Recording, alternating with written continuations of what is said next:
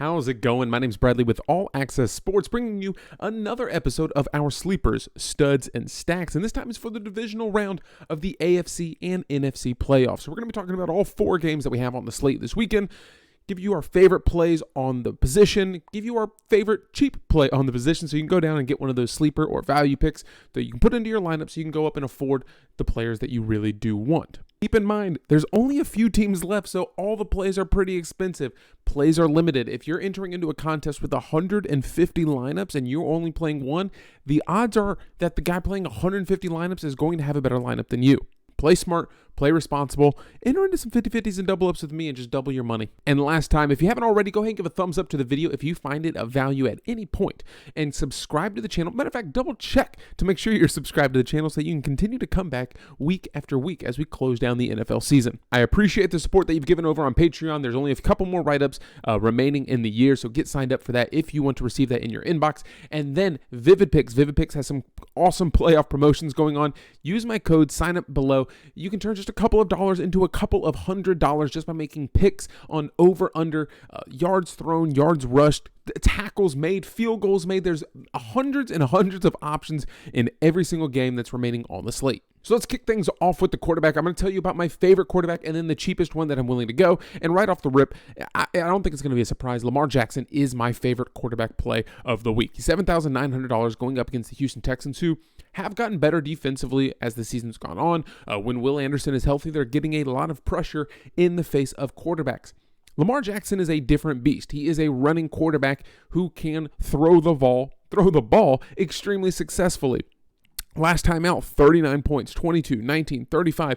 Even on his lowest days of a 19-point game, you're still getting about 2.5 times his value, which is extremely valuable. Now you go against a Houston Texans team.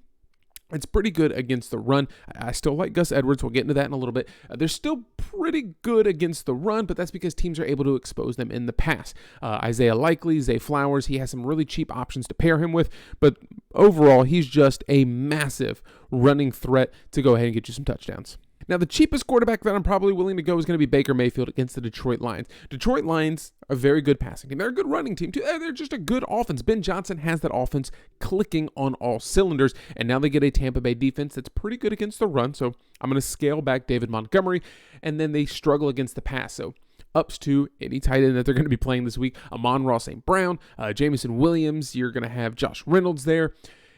You're going to have some cheap options for Jared Goff, but they're going to be scoring points regardless, even if they throw the ball to Jahmyr Gibbs. Baker Mayfield, he has more consolidated targets. It seems like, outside of last week, Mike Evans is getting the main targets. Chris Godwin dealing with a little bit of an injury.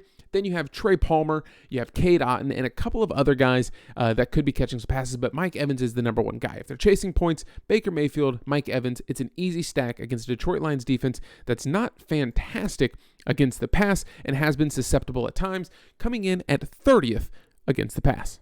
I would love to be able to pay up and get Lamar, but I think he's going to be a crowd favorite, so I'm going to be a little bit different now and go with Baker Mayfield. Again, just know Lamar is my favorite play of the week. At the running back position, Christian McCaffrey comes in at most expensive. Surprise, surprise. Shouldn't be a big surprise. It goes up against a team that ranks 28th against the rush. San Francisco should be able to handle this game. I think Christian McCaffrey gets a couple of extra touches. Again, Green Bay's not very good against the run. If you're able to get ahead early, which San Francisco does quite often, Christian McCaffrey should be fed at a high rate. I would love to see him get involved in the passing game, but all in all, you know he's going to get you at least a touchdown. If his floor is 14 points at $8,800, you're getting 1.5 times his value. Not the best, but you know he's capable of doing a 28, 30, 35-point game. Next up on the list would be Isaiah Pacheco at $6,400 going up against Buffalo. Isaiah Pacheco last week, 15, 32, 11, 24, 25. He's had some splashes of greatness over the last few weeks, getting involved in the passing game when they fall behind. When they're ahead, he's getting heavily involved in the rushing game. He's going to get touches. He runs angry. He runs like you stole a toy from a toddler. He just pounds the floor coming at you. I expect him to be highly involved in this one. If Buffalo, again, gets ahead, you can expect him to get some passes. If you think they're going to be playing from ahead and Kansas City is winning, he's going to be getting just simple handoffs. He's a threat to get the 100-yard mark every single week and a real threat to find in the end zone. He just falls into the end zone sometimes on occasion. At $6,400, I really like Isaiah Pacheco. And the cheapest running back that I'm probably willing to go and start in my lineup right now with confidence. Again, I'm playing 50-50s and double up, so I want a high floor. I want to finish in the top 50%. I'm not necessarily looking for the dart that's going to take out the millionaire maker, although I will be putting a lineup in there. I'm really focused on double ups and 50-50s and kind of just beating half of the field. We're doing our research. We should be smarter than half of America. So with that being said, the sensible thing to do is to take Gus Edwards. If I'm fading Lamar Jackson, I think Baltimore still wins. I think Gus Edwards is going to be able to take some touchdowns away from Lamar. Again, I think Lamar's going to score some touchdowns on his own. Don't get me wrong. But Gus Edwards could simply get a touchdown for 14 points, and I get almost 3 times my value for him. I absolutely love that, especially if I need to pay up to go get a Christian McCaffrey and a Amon-Ra St. Brown that's in a really good place, or one of these other expensive wide receivers. We'll save the wide receivers actually for the next one. We'll go to tight ends now. Travis Kelce, you know what it is. Laporta, if he's able to play, certainly going to be a good play against Tampa Bay, who struggles against the pass. We've talked about this several times. Amon-Ra St. Brown getting the majority of the targets, then Sam Laporta, Josh Reynolds, maybe Jameson Williams, and then Jahmyr Gibbs. Those are the focal points in this passing attack against a bad Tampa Bay defensive back situation. Tampa Bay is capable of scoring points as well, so this could be a high-scoring affair, specifically in the passing game. George Kittle against Green Bay, I think, is a great play. It's not one that I think a lot of people are looking at. Sam Laporta, if healthy, again, a lot of people will be going that way. Dalton Schultz probably going to be pretty popular against Baltimore. I think something that's really interesting is going to be Isaiah Likely for Baltimore going up against the Houston Texans. Again, I think Lamar's in for a big day, but he's going to have to throw it a little bit just to open some things up for him. If it's not going to be Zay Flowers, I think Isaiah Likely is going to be his favorite target on the day. Again, they struggle against the passing game, meaning the Houston Texans, and Isaiah Likely is a guy that doesn't have to have a ton of targets in order to hurt you.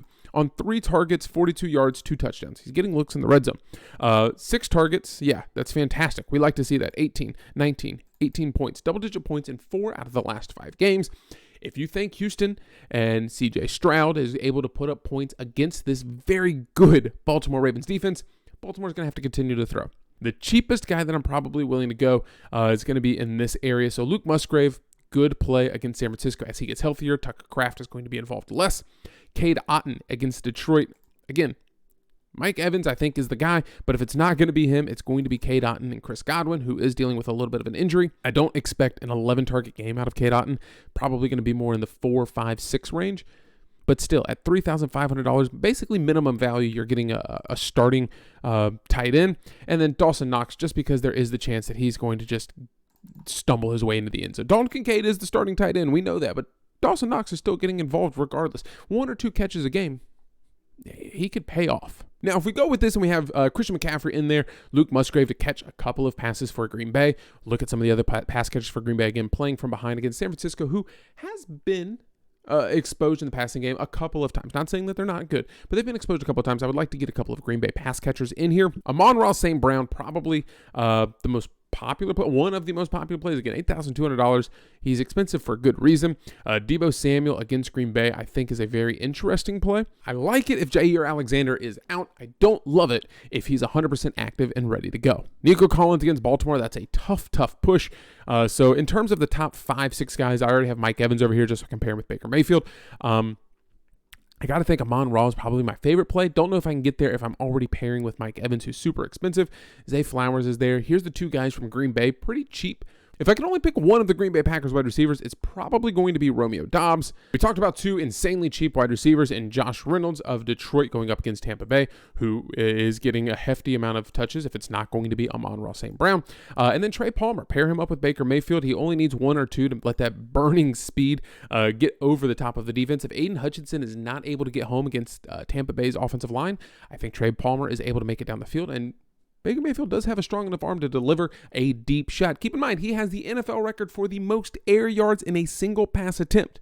He's got the cannon to do it. I don't know if he necessarily needs to, but this kind of consistency we like to see, especially with Chris Godwin dealing with a little bit of an injury. So if you go with this, it leaves you $8,600. You still have plenty of money to buy anybody that is remaining on the slate and then go in and upgrade either Trey Palmer or Josh Reynolds. I'll probably upgrade Josh Reynolds, but I do want to have some exposure to Detroit in this one. So if I go away from Josh Reynolds, I hope Laporta is healthy enough to put him in there. So what does my final lineup kind of look like? If Sam Laporta is healthy, I do want to get him in there and then get Zay Flowers as another wide receiver for me. Again, I think Lamar Jackson's probably the best play, but maybe they do try and limit him, keep a rover kind of keeping an eye on him so he does have to throw the ball. That's where Zay Flowers comes into play for Baltimore for me. Gus Edwards getting some red zone looks. Again, I think Baltimore wins this one. San Francisco, Christian McCaffrey, best running back play on the slate. A Tampa Bay stack, a Detroit run back, and I'm happy with that. I would like to get some Kansas City and Buffalo players in there, but I don't know if I absolutely need to. Keep in mind, injuries, weather, and other news is going to play a part in my final lineup, and you'll see that over on Patreon tomorrow morning. That's Saturday morning. Tomorrow morning, I'll put up a write-up. We talk about the Vegas odds, a little bit of our player rankings, player pool, final starting five, the starting five that I want to get into my lineup with some variations so that we can enter those 3 entry max tournaments and put out some more information over there. I appreciate you rocking with me all season. We only have a couple more weeks left of the NFL season, so let's go out and win the big one. Best of luck to you, and hopefully the next time that I see you is in the green.